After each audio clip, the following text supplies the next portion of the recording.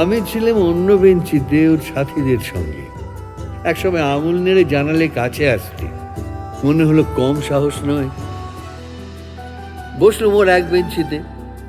গাড়ির আওয়াজের আড়ালে বললে মৃদুস্বরে, কিছু মনে করো না, সময় কোথা সময় নষ্ট করবার। আমাকে নামতে হবে পরের স্টেশনেই, দূরে যাবে তুমি, দেখা হবে না আর কোনোদিনই। তাই যে প্রশ্নটার জবাব এতকাল থেমে আছে, শুনবো তোমার মুখে। সত্য করে বলবে তো? আমি বললাম, বলবো। বাইরের আকাশের দিকে তাকিয়ে শুধলো, আমাদের গেছে যে দিন, একেবারেই কি গেছে? কিছুই কি নেই বাকি?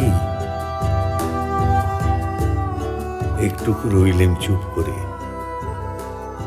তারপর বললেন, রাতের সব তারাই আছে দিনের আলোর গভীরে।